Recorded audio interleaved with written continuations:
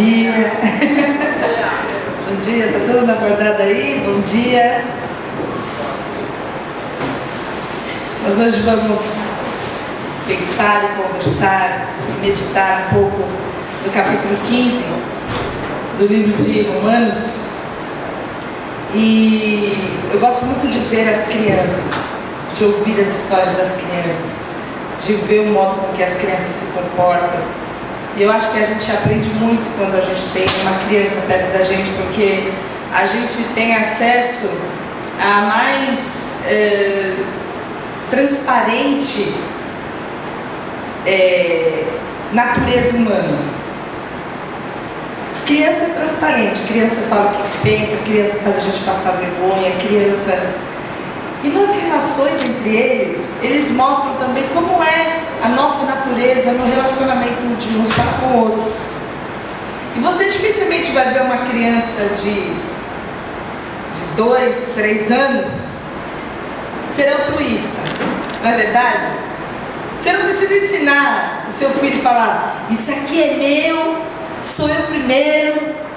Ele está na natureza, já vem no chip já. A gente sempre buscar as primeiras posições, a gente querer sempre o melhor, a gente querer o brinquedo melhor, a gente querer o lugar melhor. Depois a gente cresce, a gente quer a fatia maior, a gente quer a posição melhor. Faz parte da natureza humana desde a queda, do homem querer ter sempre o primeiro lugar. Você não vai ver uma criança falar, olha, é o último biscoito, você quer o último biscoito?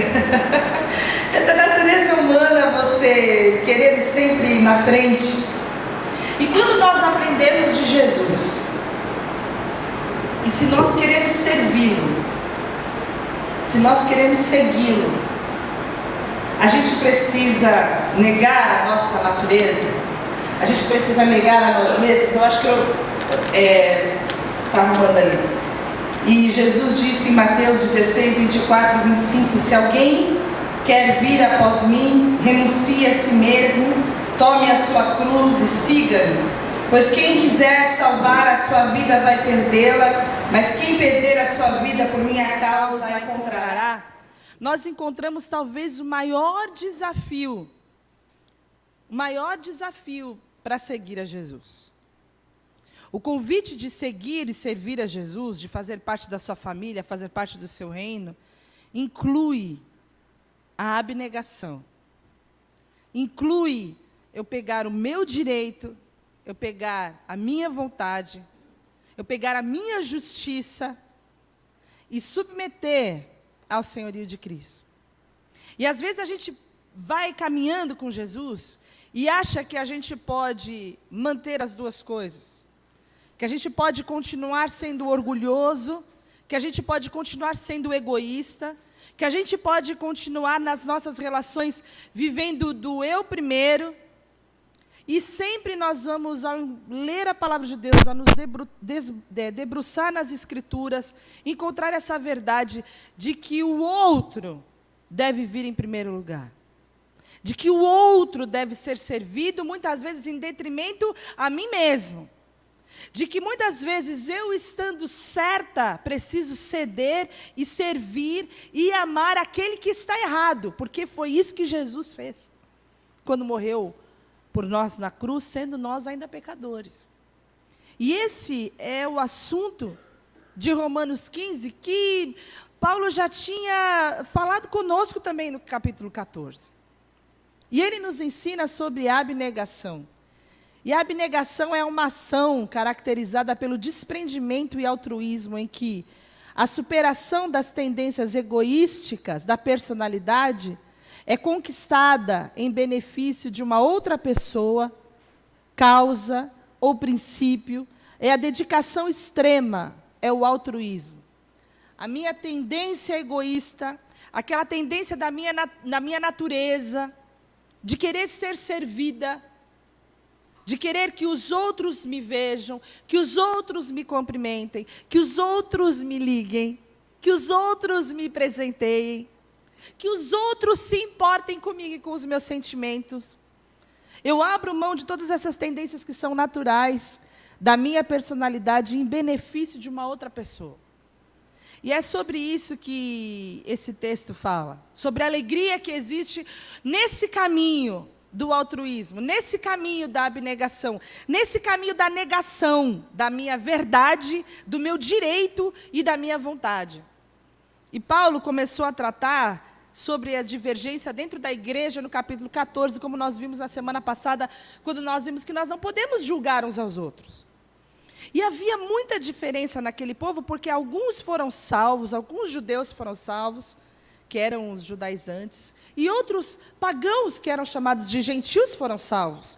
E eles vêm tudo para a mesma igreja, todos congregar junto. E aí vem os judeus, que agora são cristãos, mas um dia foram judeus, que entendem que só podem agradar a Deus cumprindo aquele monte de ritual da lei mosaica. Olha, eu tenho que guardar o sábado, eu não posso comer isso, eu não posso beber aquilo outro. E o outro, o gentil, chega, liberto pela graça, comendo carne de porco, queimando o bacon dele lá, tomando o vinho dele, se divertindo no sábado, indo para tudo quanto é festa no sábado. E havia uma grande confusão. Como todos salvos, como todos indo para o mesmo céu, com comportamentos e usos e costumes tão diferentes. Então, Paulo traz esses capítulos para tratar dessa divergência entre as pessoas, que nós vamos achar hoje na nossa vida, na nossa caminhada, na nossa igreja, na nossa casa, no nosso trabalho. Pessoas que são diferentes de nós, com as quais nós temos que conviver, amar e servir. Então, essa palavra se aplica a todos nós. E nós vimos na semana passada que o modo com que devemos caminhar é na aceitação e no amor, deixando o julgamento de lado. E nesse texto, Paulo continua com a sua discussão, dizendo como aqueles que são fortes na sua compreensão, como aqueles que são fortes, vamos dizer, nos seus direitos, devem, na sua liberdade, no exercício da sua liberdade, da sua justiça, amar e servir aqueles que estão fracos. Aqueles que, no meu entendimento, estão errados. Como que eu, estando certa, vamos traduzir, devo amar, servir e cuidar, aceitar, estimular, abençoar e edificar aquele que, na minha visão, está errado. Isso é abnegação. Porque nós, ao nos depararmos com alguém que está errado, normalmente julgamos, rechaçamos e excluímos da nossa vida. E vem a palavra de Deus falar, você tem a mente renovada. Você vai fazer diferença nesse mundo, você não vai ser como todo mundo é. Você guarda o seu direito, a sua verdade, o seu conceito no bolso. Se você quiser me servir, se você quiser me seguir, se você quiser fazer parte do meu reino, se você quiser dizer que você é meu discípulo, você vai aprender a se negar. Você vai aprender o caminho da abnegação. E no capítulo 14, Paulo veio nos dizer quem eram os fortes e quem eram os fracos. Nós vimos que na visão de Paulo, fortes eram aqueles livres dos conceitos e dos preconceitos. Aqueles que gozavam da liberdade, que tinham achado a graça de Deus, e ao encontrar com a graça de Deus, abriram mão dos usos e costumes, do cumprimento daqueles rituais, daqueles cerimoniais da lei mosaica. Eles eram livres, eles não eram mais obrigados a guardar o sábado. Eles podiam comer o que eles queriam, eles podiam beber o vinho que eles quisessem, contanto que eles não se embebedassem, diz a palavra de Deus. Eles podiam servir ao Senhor com liberdade, mas na igreja também tinham os fracos. Na igreja também tinham aqueles que provavelmente vinham dessa origem judaica e vinham com as consciências pesadas. Carregavam dentro de si um monte de ordenanças e de regramentos. Coisas que eles deveriam fazer, coisas que eles deveriam cumprir, dedicação, devoção. E Paulo fala, vocês precisam amar e aceitar a esses, porque quando eles fazem assim, eles estão honrando ao Senhor. Vocês precisam entender que vocês que são fortes e livres pela graça, não devem ostentar essa liberdade. Porque ao fazer isso, vocês se tornam pedra de tropeço na vida daqueles que, se seguirem vocês, vão ter as suas consciências pesadas. Que se fizerem as mesmas coisas que vocês fazem, vão se sentir mal, sujos, em pecado. Vocês precisam respeitar, aceitar uns aos outros. E ele nos trouxe o melhor parâmetro para aquilo que nós devemos ou não devemos fazer, que é a nossa consciência. A nossa consciência. Você tem liberdade de fazer aquilo que você quer fazer, desde que a sua liberdade não fira o conceito e a liberdade do outro. E eu posso dar um exemplo para você aqui. Você tem a sua liberdade de tomar a sua cerveja. Dentro da sua comunhão com Deus, você entende que você pode se sentar e você tomar a sua cerveja. Mas teve um outro irmão ali que um dia foi alcoólatra. Ou um outro irmão cuja família foi destruída por causa do alcoolismo. E esse irmão não pode ver bebida pela frente. Para esse irmão, a bebida é sinônimo de destruição. Para esse irmão, a bebida, a cerveja é sinônimo de casamentos destruídos, é sinônimo de desemprego, é sinônimo de casa de recuperação. Então, ele não tem liberdade. E a palavra fala, você que é livre, não ostente a sua liberdade. Quando você estiver junto com esse irmão, toma uma guaraná. Não esfrega a sua cerveja na cara daquele que não é livre, cuja consciência pesa, que ele não entende ter essa liberdade. Porque quando você faz isso, você está sendo uma pedra de tropeço na vida do seu irmão. A liberdade, então, ganha um grande limitador, que é o amor. Se isso te ofende, então eu posso abrir mão daquilo que eu acho que é o certo e que é o meu direito, porque muito mais vale você do que a prática disso ou daquilo outro. Isso é o Evangelho. E nós precisamos entender, em Romanos 14, 21, que é bom não comer carne, nem beber vinho, nem fazer qualquer outra coisa com que o teu irmão tropece. Esse é o conceito. Ao invés do primeiro eu, você está errado, você precisa ser liberto. Você precisa ser libertão, irmão. Eu entendo quais são as suas limitações, eu entendo quais são os seus motivos. E por amor a você, eu te respeito. E eu não faço nada com que você venha a tropeçar. O meu exercício de liberdade está limitado com o amor que eu sinto por você. O amor que eu sinto por você falar mais alto. Não adianta querer fazer do irmão aquele liberto, porque ele não tem liberdade de comer, ele não tem liberdade de beber, ele não tem liberdade de deixar de ir no culto para ir numa festa, ele não tem liberdade para fazer uma tatuagem, ele não tem liberdade para inúmeras coisas. Então você respeita isso, você ama, e você entende e valoriza que quando ele faz isso por amor ao Senhor. Esse é o ensinamento de Romanos 14, que tem na sua conclusão o grande princípio e o parâmetro da consciência, nos versículos 21 a 23. O que está certo é não comer carne, não beber vinho, nem fazer qualquer outra coisa que leve o irmão a cair em pecado. Mas guarde entre você mesmo e Deus o que você crê a respeito desse assunto. Não fique expondo, não fica divergindo. Não fica querendo levantar e convencer os outros que você está certo. Você tem essa liberdade, guarda entre você e Deus, que isso funcione para você. Feliz a pessoa que não é condenada pela consciência quando faz o que ela acha que deve fazer. Mas quem tem dúvidas a respeito do que come, é condenado por Deus quando come, pois aquilo que ele faz não se baseia na fé, e o que não se baseia na fé é pecado. Então a gente tem o nosso grande parâmetro para aquilo que nós podemos ou não podemos fazer. O que diz a nossa consciência? Qual é a liberdade que nós temos para isso ou para aquilo outro? Que isso sirva para nós e não para o outro. Que isso não seja um parâmetro para julgar o outro que faz, ou menosprezar o outro que não faz. Que nós possamos juntos nos aceitar e não praticar aquilo que a nossa consciência nos acusa. Se eu tenho essa liberdade diante de Deus, amém. Se eu não tenho, não faz. Não faz aquilo que a tua consciência te acusa, porque é pecado. Porque tudo que não vem de fé é pecado. E agora no capítulo 15, Paulo continua a enfatizar essa necessidade de cuidarmos do nosso irmão, de cuidar do bem-estar do nosso irmão, e ele traz Jesus Cristo como exemplo. Além de nosso Salvador, além de nosso Senhor, além do nosso manancial, da onde nós bebemos todos os dias, como nós temos cantado, a nossa força, a nossa esperança, ele também é o nosso exemplo. E quando nós seguimos o exemplo de Jesus, que era o mais forte, e conseguiu, de maneira maravilhosa, conviver e transigir em todas as rodas daqueles que eram mais fracos, nós aprendemos o que é a aceitação e o sacrifício na edificação de uns para com os outros. O que Paulo vem dizendo, em primeiro lugar, é que a comunhão no corpo de Cristo é de extrema importância. Tudo aquilo que você faz, que rompe a sua relação com o seu irmão, é pecado. Porque a prioridade é o irmão. A prioridade é o amor.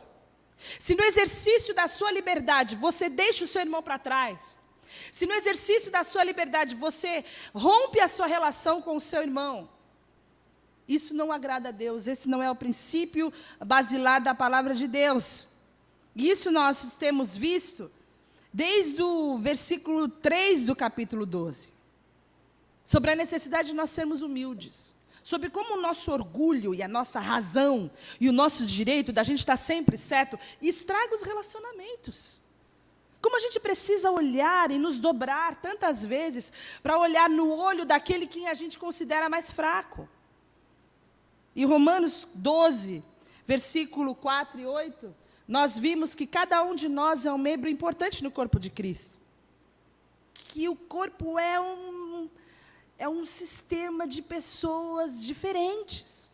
Cada órgão é diferente do outro, cada um faz a sua parte.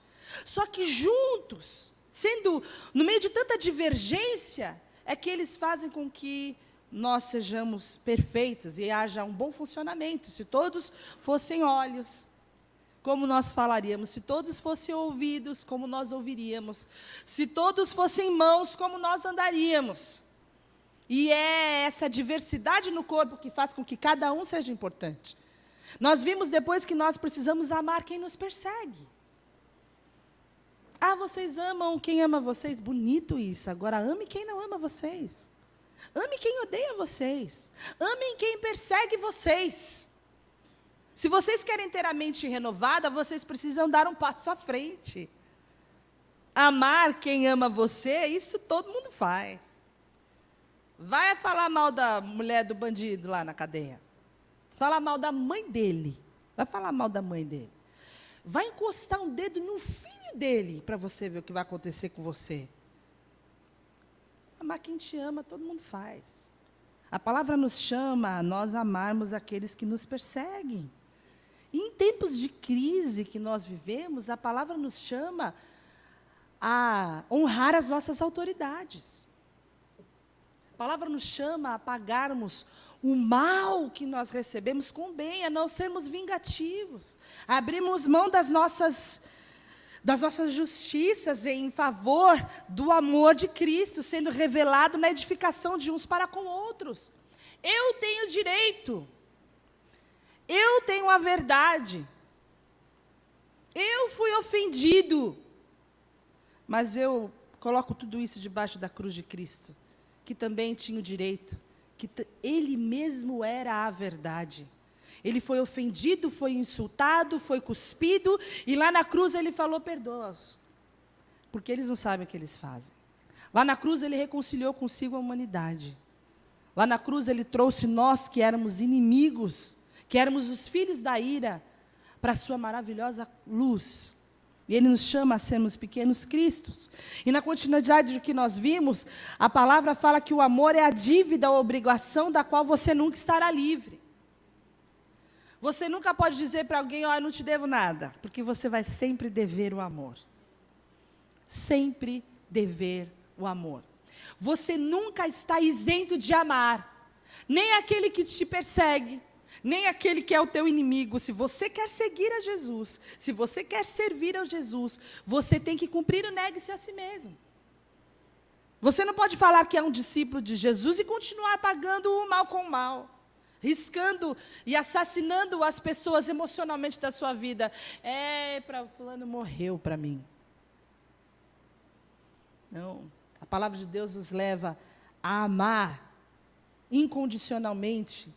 E vimos semana passada que o fraco e o forte devem evitar julgar ou menosprezar um ao outro. E isso vai fazer com que sejamos uma igreja forte. Isso vai fazer com que sejamos uma família forte, irmãos. Porque você pode aplicar tudo isso para dentro da sua família, onde as pessoas são diferentes, onde nós temos crises, onde nós temos perseguições, onde nós precisamos honrar a quem são as autoridades, mas, ao mesmo tempo, não podemos pagar o mal que recebemos com o mal também.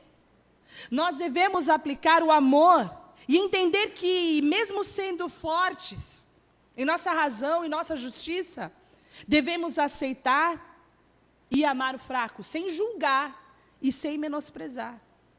Que tipo de família nós teríamos se nós vivêssemos assim? Que tipo de igreja de Cristo nós teríamos? Não é essa igreja aqui, a igreja que transcende, a igreja que hoje está dividida em um monte de placas, um monte de teologias. Como nós seríamos? E por que é que Paulo se preocupa tanto com esses relacionamentos saudáveis na igreja? Por que isso é o motivo de tantos capítulos, de tanto assunto, de tanta repetição? Ele repete e repete e repete a mesma ideia. Romanos 15, versículos 6 e 7, vai dizer que quando nós vivemos assim, nós vivemos para a glória de Deus. Todo o Evangelho tem como finalidade a glória de Deus. E às vezes a gente vem para a igreja e vem para Cristo querendo ser feliz, né? Mas a finalidade não é que você seja feliz. Aliás, Jesus falou, no mundo vocês vão ter aflição, vocês vão ter tribulação, vocês precisam ter bom ânimo, eu venci o mundo, vocês vão vencer também. Jesus mesmo foi um homem de dores. O fim do Evangelho é que Cristo seja glorificado. É a glória de Deus. E o texto fala que isso é para que vocês todos juntos, como se fossem uma só pessoa, louvem ao Deus e Pai do nosso Senhor Jesus Cristo. Portanto, aceitem uns aos outros para a glória de Deus, assim como Cristo aceitou vocês. Como que Cristo aceitou a gente? Quando a gente se arrependeu? Quando que Cristo aceitou a gente? Quando a gente passou a fazer tudo direitinho? Quando a gente passou a viver uma vida santa e piedosa? Quando foi que Cristo aceitou a gente?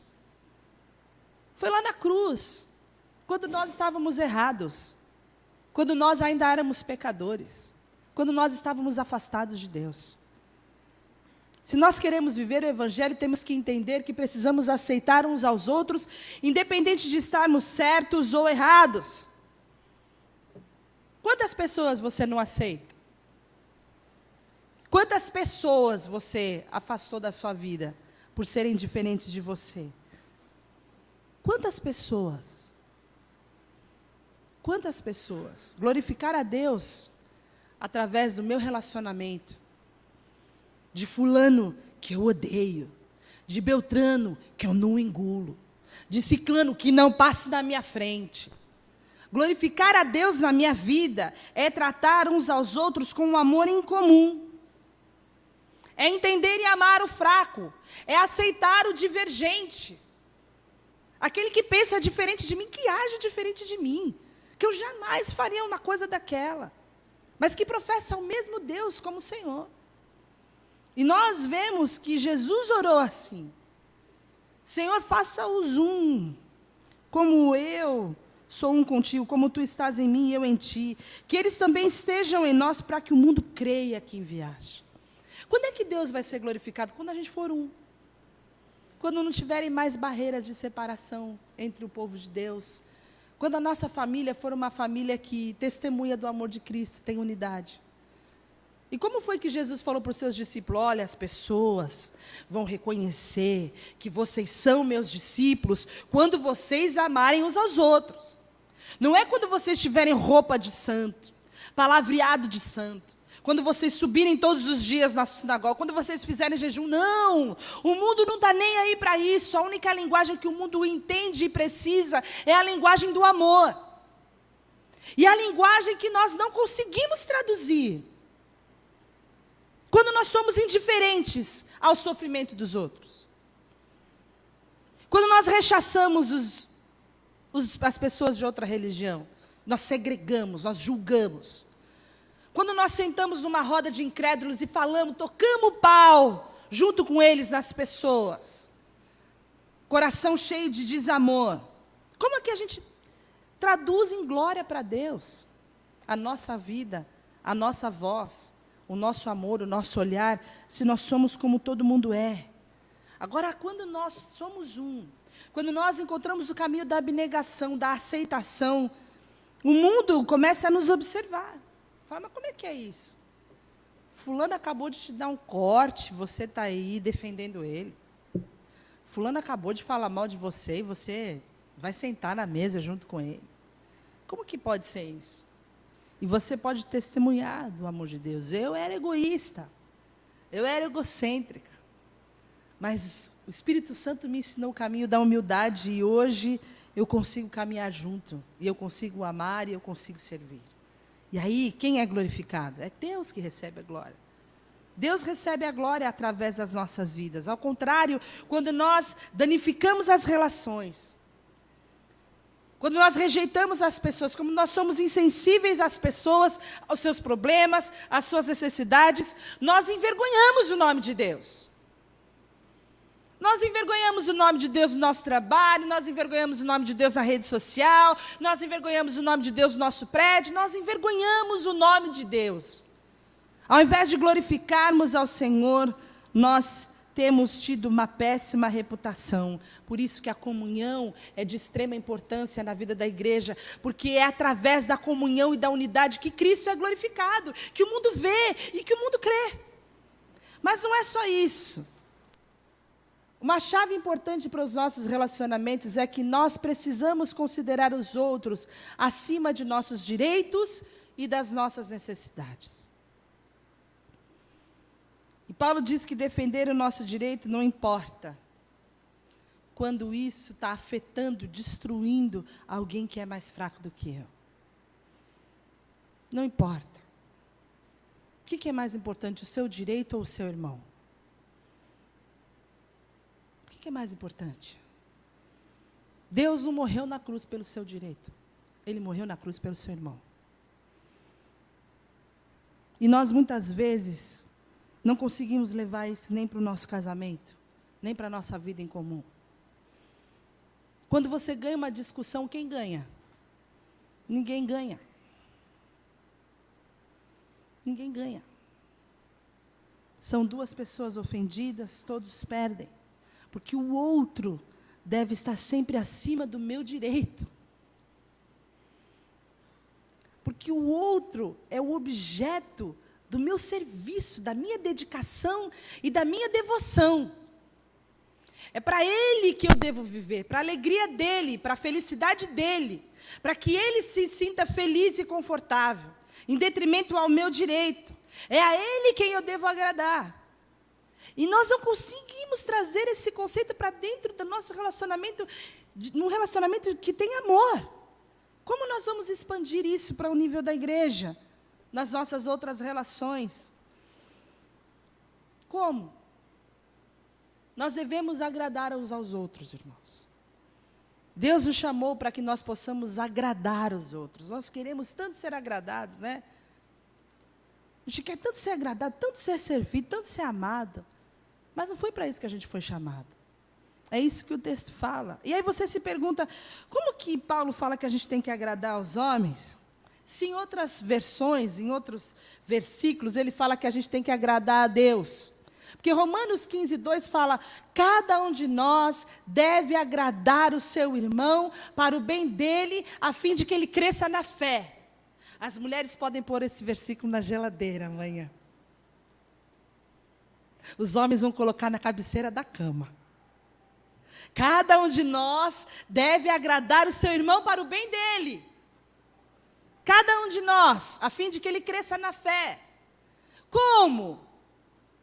A quem eu devo agradar? Porque em outros capítulos, em outros versículos, como Gálatas 1:10, Paulo fala, por acaso eu procuro a aprovação das pessoas? Não. O que eu quero é a aprovação de Deus. Será que agora estou querendo agradar as pessoas? Se tivesse, eu não seria servo de Deus. Ou você vai se lembrar em 1 Tessalonicenses 2:4, que ele fala, pelo contrário, sempre falamos como Deus quer que falemos, porque Ele nos aprovou e nos deu a tarefa de anunciar o Evangelho. Não queremos agradar as pessoas, mas a Deus que põe à prova as nossas intenções. Como então eu vou fazer um link, uma conexão de agradar ao outro? Eu devo agradar ao outro ou eu devo agradar a Deus? Como isso se harmoniza? Quando você tem que escolher entre agradar ao outro e agradar a você mesmo, você deve agradar ao outro. Você entende isso? Quando você tem que escolher entre fazer a sua vontade ou fazer a vontade do outro, você deve negar a si mesmo e procurar agradar ao outro. A gente não deve viver numa trincheira, irmãos. O Evangelho tem uma mensagem ofensiva, muitas vezes. A mensagem do Evangelho é uma mensagem contundente, que chega rasgando, que chega denunciando o pecado, chega apontando o dedo na nossa cara, mas nós não precisamos ser ofensivos. Nós não precisamos lutar uns contra os outros na defesa da nossa verdade.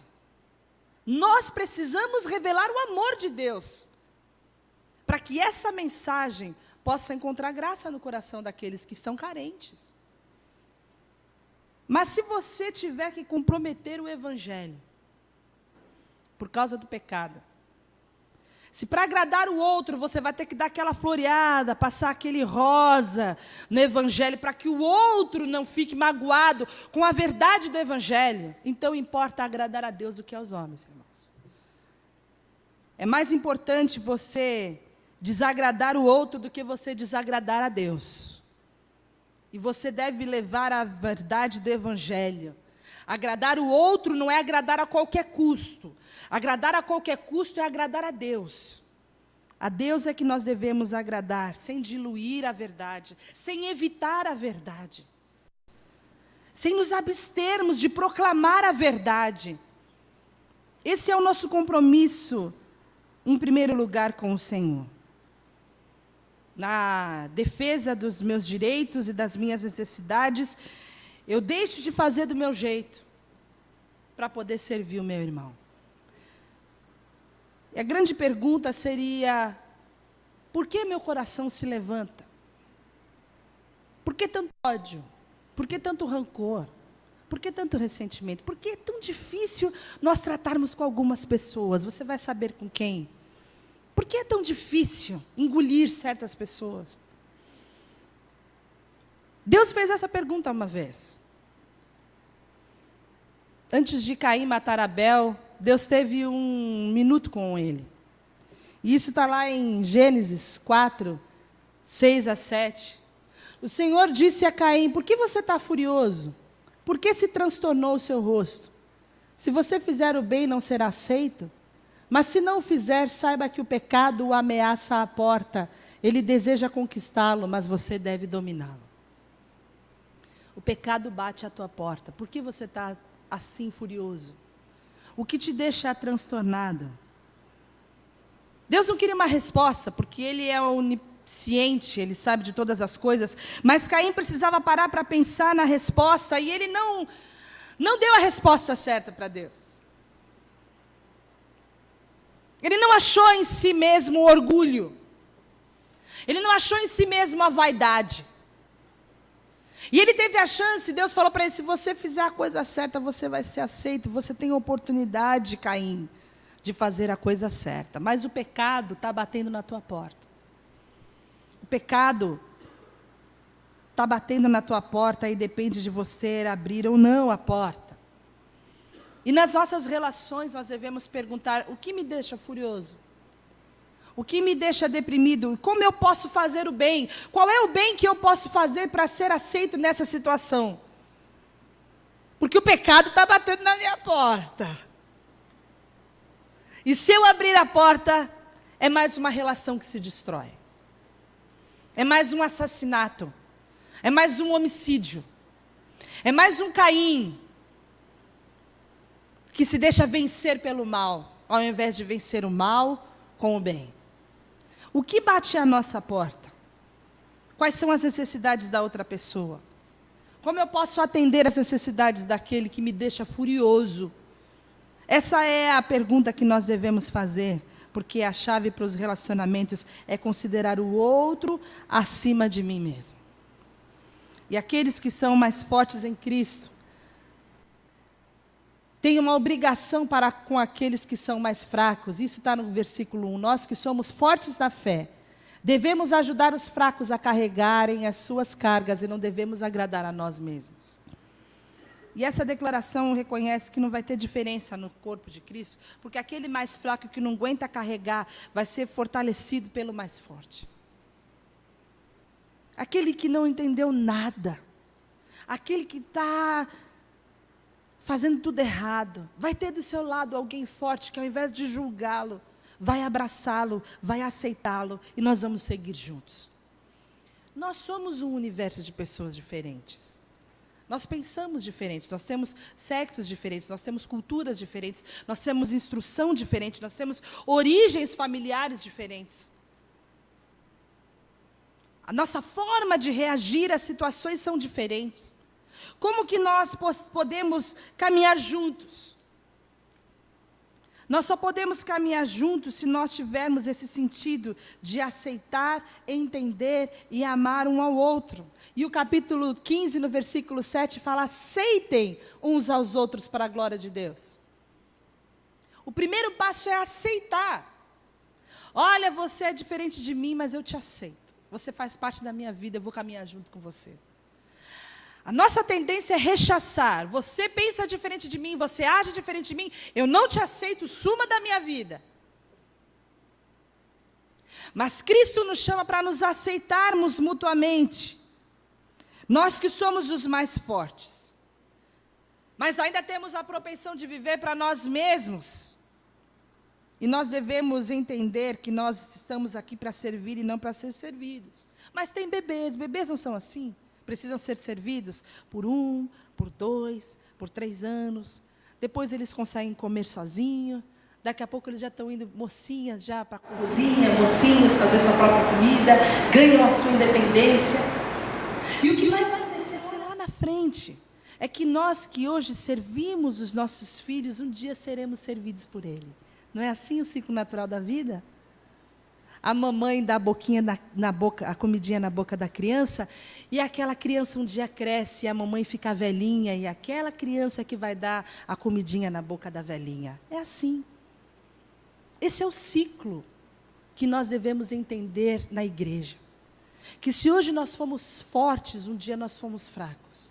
E precisamos, como igreja, fortalecer uns aos outros, para que nós possamos cuidar uns dos outros, amar uns aos outros, e entender que todos um dia vão crescer. E por último, Jesus Cristo é o nosso grande exemplo de alguém que não viveu para agradar a si mesmo, mas com sacrifício suportou insultos por amor a Deus. E o versículo de 3 a 5 diz o seguinte: pois nem o próprio Cristo procurou agradar a si mesmo. Pelo contrário, como dizem as Escrituras Sagradas, as ofensas daqueles que te insultaram caíram sobre mim. Porque tudo que está nas Escrituras foi escrito para nos ensinar, a fim de que tenhamos esperança por meio da paciência e da coragem que as Escrituras nos dão. Que Deus, que é quem dá paciência e coragem, ajude vocês a viverem bem uns com os outros, seguindo o exemplo de Cristo Jesus. O que nós precisamos para viver essa verdade? O que nós precisamos para colocar um fim nos nossos relacionamentos truncados, nas nossas divergências, nas nossas fúrias? O que nós precisamos para aplicarmos isso nas nossas vidas? Por que nós desistimos das pessoas? Por que nós desistimos das pessoas? Por que nós nos mantemos em guetos? Sempre com os iguais, sempre afastando os diferentes. Por quê?